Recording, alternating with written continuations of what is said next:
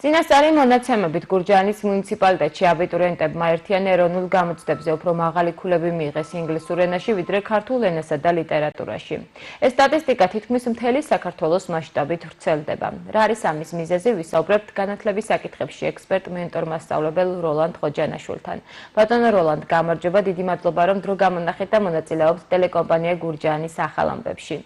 ჩვენი დაკვირვებით სკოლის კურსდამთავრებულებმა ერთიან ეროვნულ გამოცდებზე ინგლისურ ენაში ბევრად მაღალი ქულები მიიღეს, მაგალითად 70-დან 70, ვიდრე მშობლიურ ქართულ ენასა და ლიტერატურაში. თქვენი შეფასებით, რა არის ამის მიზეზი? მოგესალმებით, ჩემთვის დიდი პატივია თქვენთან და თქვენს მაყურებლებთან მორიგი შეხვედრა. რასაკვირველია, გამოცდები ვერასოდეს ვერ იქნება უნივერსალური საშუალება მოსწავლის ცოდნის გაზომვისათვის. თუმცა რეალობა ის არის, რომ უცხო ენას, კერძოდ კი ინგლისურ ენას უფრო კარგი შედეგებით ართმევენ თავს ჩვენი აბიტურიენტები, ვიდრე მშობლიურ ენასა და ლიტერატურას. ამის მიზეზი რამდენიმე ფაქტორი შეიძლება იყოს და რა თქმა უნდა, შეიძლება როდესაც ვახსენეთ, იმიტომ ვთქვი, რომ კონკრეტულ შემთხვევაში, კონკრეტულ აბიტურიენტთან შეიძლება ერთი რამით იყოს ეს გამოწვეული, მეორე შემთხვევაში მეორე ფაქტორით და ასე შემდეგ.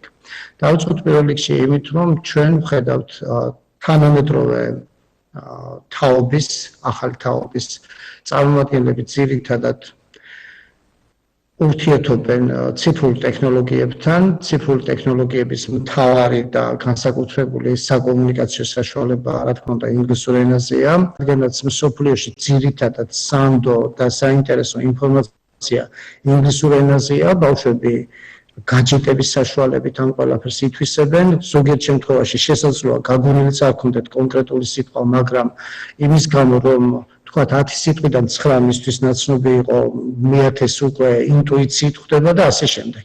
ანუ ერთ-ერთი რაც ძირითადი განმაპირობებელი იმისა, რომ აბიტურიენტები მაღალ ქულებს იღებენ ინგლისურ ენაში, ამისი საფუძველი გახლავთ მოსწავლეთა მაღალი ინტერესი, თავისთავად ცხადია და გამომდინარეობს ციფრული ტექნოლოგიებიდან. ეს ერთი. ხოლო რაც შეეხება მეორე, არის კიდევ ის მიდგომა, რაც ფეხმოკიდებულია საქართველოში საკმაოდ ძლიერად მშობლები დაწყებითი კლასებიდანვე ცდილობენ თავენ ჩვილებს რეპეტიტორების მომსახურება გაუწიონ, გადაუხადონ თანხა უცხო ენის მასწავლებლებს და ამიტომაც, როდესაც მეორე, მესამე კლასიდან უკვე ბავშვი უცხო ენაში იმზადება, მისთვის არ არის დაუძლეველი გამოცდებისა და შეფასების ეროვნული ცენტრის მიერ დაწესებული ბარიერები და გინდაც მაღალი შედეგების მიღწევა აღარ უჭერთ. ასეთ რამეს ქართულ ენაში ან სხვა რომელიმე საგანში ჩვენ ვერ შევხვდებით. ანუ დაწყებითი კლასებიდანვე უცხო ენაში მომზადება, განსაკუთრებით ინგლისურში, არის ფეხმოკიდებული. ანუ ბავშვი სწავლობს სკოლაშიც და სკოლის მიღმაც. და კიდევ შეიძლება ერთი რამ განსაკუთრებულად გამოვკვეთოთ. მოგეხსენებათ, რომ ადამიანის თავის ტვინის მარცხენა ნახევარსფერო პასუხისმგებელია აზროვნებასა და მშობლიურ ენაზე, ანუ მშობლიური ენა კოდირებულად, რომ იცის ადამიანმა და უადვილდება ზოგადად მშობლიურ ენაზე აზროვნება, ამაზე პასუხისმგებლობას იღებს ადამიანის თავის ტვინის მარცხენა ნახევარსფერო. ხოლო რაც შეეხება მარჯვენა ნახევარსფეროს, ეს ის შემთხვევაა, როდესაც ძირითადად უცხო ენებზე პასუხისმგებლობას იღებს ადამიანის ტვინის მარჯვენა ჰემისფერო და აქედან გამომდინარე, როდესაც ჩვენ ვხედავთ იმას, რომ ბავშვები უცხოენოვან, განსაკუთრებით ინგლისურენოვან სამყაროში არიან მოქცეული ციფრულად და მათი უმეტესი ნაწილი ზუსტად გაჯეტებთან და ციფრულ ტექნოლოგიებთან არის დაკავშირებული მათი დღის უმეტესი ნაწილი, ამიტომაც მარჯვენა ნახევარსფერო ვითარდება გაცილებით უფრო მეტად, ვიდრე მარცხენა ნახევარსფერო. მოკლედ ეს ნეიროფსიქოლოგიის საკითხია, რაც მე ახლა აღვნიშნე და შეიძლება ბევრი არც კი ფიქრობდეს იმაზე, თუ რატომ შეიძლება მარცხენა ნახევარსფეროზე მეტად მარჯვენა ნახევარსფერო განუვითარდეს ბავშვს. რა თქმა უნდა, როდესაც ადამიანი ნებისმიერ ასაკში არის მოტივირებული და მიზანმიმართული კონკრეტული რამის შესწავლისათვის, რაც მასზე პასუხისმგებელია ადამიანის ქონებაში ტვინში, ის ვითარდება განსაკუთრებულად. და ამიტომაც თუ ჩვენ გადავხედავთ დღეს მაღალქულიანი ინგლისური ენის ბარიერის გადალახვა კი არა, მაღალი ქულებიც მიიღო, მათ აბსოლუტურ უმრავლესობას ექნება არაბუნებრივად ეს ცუდი სიტყვა არ არის ახლა და არ აღნიშნავს რაღაც დამახინჯებას და ასე შემდეგ, განსაკუთრებულად განვითარებული აქვთ მარჯვენა ნახევარსფეროს ტვინისა და ამიტომაც არის რომ დღევანდელი ბავშვები ძირითადად ინგლისურ ენას უფრო უკეთესად აბარებენ, ვიდრე ქართულ ენასა და ლიტერატურას. და გავუსვათ კიდევ ხაზი ერთ მნიშვნელოვან საკითხსაც, ერთ მნიშვნელოვან ფაქტორს, ეს გახლავთ ის, რომ ქართული ენა და ლიტერატურა არის საკმაოდ ტევადი და ამავდროულად არის საკმაოდ არა მარტო ვრცელი, არამედ გახლავთ განსაკუთრებულად რთულიც კი. აი თუ ჩვენ დავხედავთ იმას, რომ ენებს შორის ქართული რატომ არის განსაკუთრებულად რთული, ხო? გასაგებია, რომ ქართულ ენას ძალიან ცოტა მომხმარებელი ყავს, რამდენიმე მილიონი ინგლისურისგან განსხვავებით, მაგრამ ეს არ ნიშნავს იმას, რომ ქართული ენა არის მარტივი ენა, ან კიდევ ღირსებააყრელი. თუ ჩვენ გადავხედავთ ზოგადად, კიდაც ქართულ ფონეტიკას ბგერათა შედგენილობის მიხედვით, არც თუ ისე ცოტა გახლავთ ქართულ ენაში ბგერები. ამას დავამატოთ კიდევ გრამატიკული კანონზომიერებებიც, მაგალითად ქართული ზმნა 1, 2 და 3 პირიანი და ზოგჯერ 4 პირიანიც არის, როდესაც მსოფლიოში არსებული ზმნების უმეტესობას ახასიათებს ერთპირიანობა, ანუ მონოპერსონალიზმი და ჩვენ პოლიპროსოპიული ზმნები გვაქვს, ანუ ერთპირიანი ზმნებიც გვაქვს ბუნებრივია, მაგრამ ერთზე მეტპირიანი ზმნებიც რომ გაგვაჩნია, უკვე ეს ქმნის გრამატიკაში სირთულეს.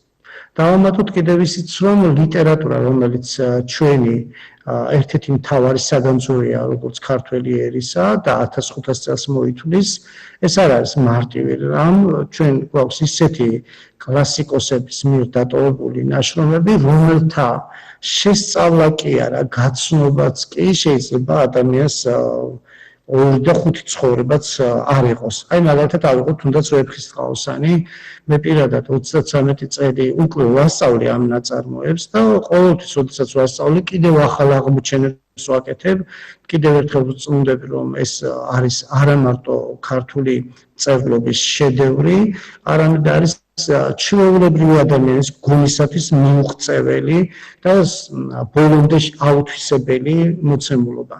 რომელსაც გააჩნია, რა თქმა უნდა, ღრმა ფილოსოფიური და ასევე მხატვრული ღირებულებაც. უდიდესი და უზარმაზარი საგანძურია ჩვენთვის სასულიერო მწერლობაც, რომელიც დამერწმუნეთ, რომ ბევრ სხვა ენაზე შექმნილ სასულიერო მწერლობაზე გაცილებით მეტ სირთულეებს შეიცავს. ვაჟა-ფშაველა, გინდაც დავით გურამიშვილი, ჩემთვის პირადად როგორც ლიტერატორისათვის ეს არის არა თქვათ წინა საუკუნეების მწერლები, არამედ ისინი არიან მომავლის მწერლები და კლასიკოსებიც იმიტომ გვყავს ჩვენ ამდენი, რომ მათი ნაშრომები ყველა დროში თანამედროვეა. თუმცა შემიძლია გითხრათ, რომ აი გინდაც შოთა რუსთაველი, ვაჟა-ფშაველა, დავით გურამიშვილი, აღარაფერს ვამბობ მე-19 საუკუნის სხვა დიდებულ წარმომადგენლებზე, გინდაც მე-20 საუკუნის ქართულ მწერლობაზე, ჩვენ შეგვიძლია ვთქვათ, რომ მართლაც განსაკუთრებული ლიტერატურული და ენობრივი საგანძურის მფლობელები ვართ.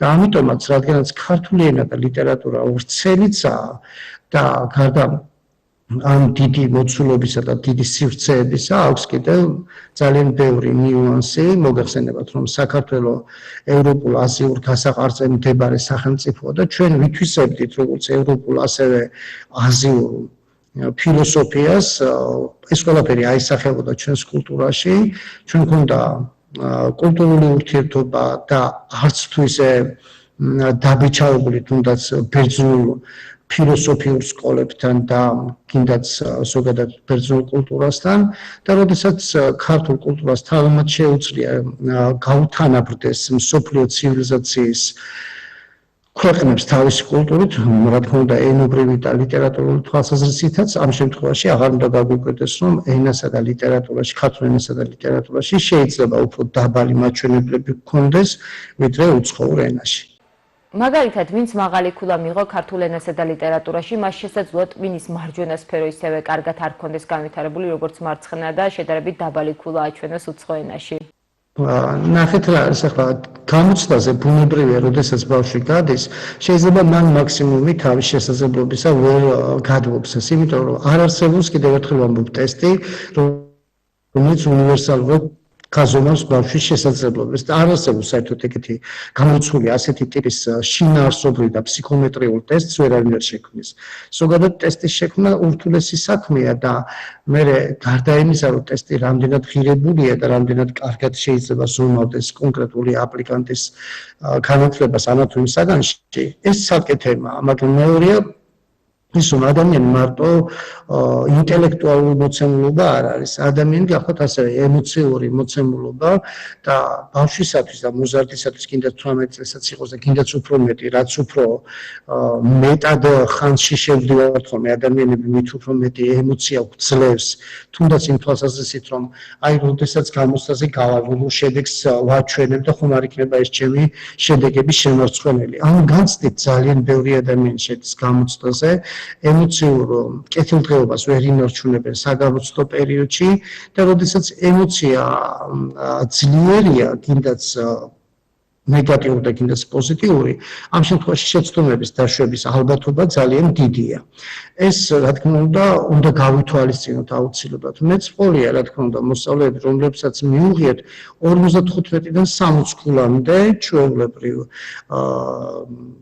ნაიკის შეფასებით, აი ესეთი ქულები, არ მახსენდება არც ერთი ბავშვი, რომელსაც 40-ზე მეტი ქულა არ მიიღოს პირადად ჩემს მოსწავლეებს, მაგრამ მინდა გითხრათ, რომ 60 ქულიან მოსწავლეებსაც, აბიტურიენტებსაც, როდესაც ისინი ერთ ჯგუფში იყვნენ, თქვა 55, 57 ან 57 ქულიანებთან ერთად, ამბობდნენ, რომ აი მე მიყვარს მაგალითად კონკრეტულ შემთხვევაში 60 ქულა როგორ მივიღე და იმ ბავშვმა, რომელიც ვთქვათ, მთელი 2-3 თუ 5 წლის განმავლობაში ლიდერი იყო ჯგუფში, მიიღო შედარებით დაბალი ქულები. ეს რა თქმა უნდა კიდევ ერთხელ ვამბობ იმას, რომ 4-3 თუ 5 საათში, როდესაც დროში საზღვრავთ ბავშვის კონკრეტულ ცოდნას, კონკრეტული საკითხების ტიპოლოგიის მიხედვით, ის ვერ გაზომავს ბავშვის კონკრეტულ შესაძლებლობებს ამა თუ იმ საგანში.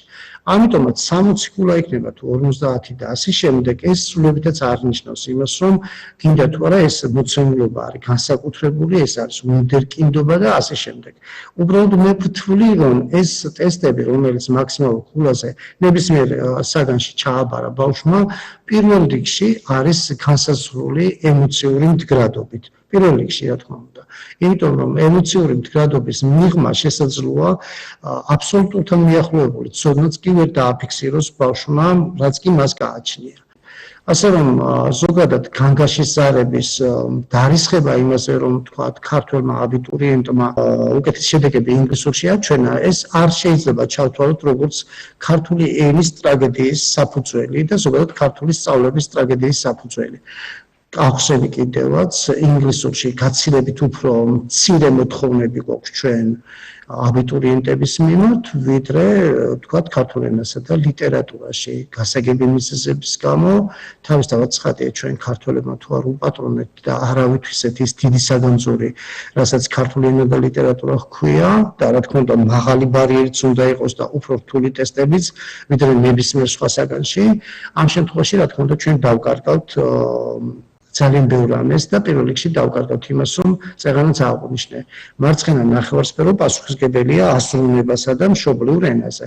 ანუ მშობლიურ ენაზე აზროვნებს ძირითადად ადამიანი, თუმცა თუ კი მოხდა ისე, რომ ბავშვის აზროვნება გადაერთო მარცხენა ნახევარსფეროდან მარჯვენაზე და უფრო მეტად უცხო ენაზე იქნება აქცენტირება, ამ შემთხვევაში თავისთავად ცხადია, ბავშვს განუვითარდება უცხო ენების მიმართ გაცილებით მეტი ექნება ინტერესი და შესაძლოა ერთგვარ დღეს ბავშვს მოუწიოს გენეტიკურად ქართველს, მოუწიოს ინგლისურად აზროვნება, მერე მისი თარგმნა ქართულ ენაზე და მისი გადმოტანა.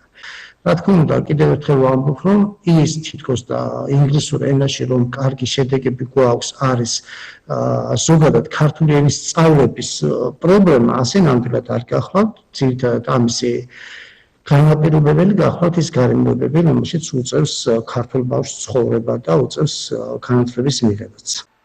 დიდი მადლობა, რომ ასეთი ამომწურავი ინფორმაცია მოგვაწოდეთ. მაყურებელს შევახსენებ, რომ ჩვენი სტუმარი იყო განათლების საკითხებში ექსპერტი, მენტორი, მასწავლებელი როლანდ ხოჯანაშვილი.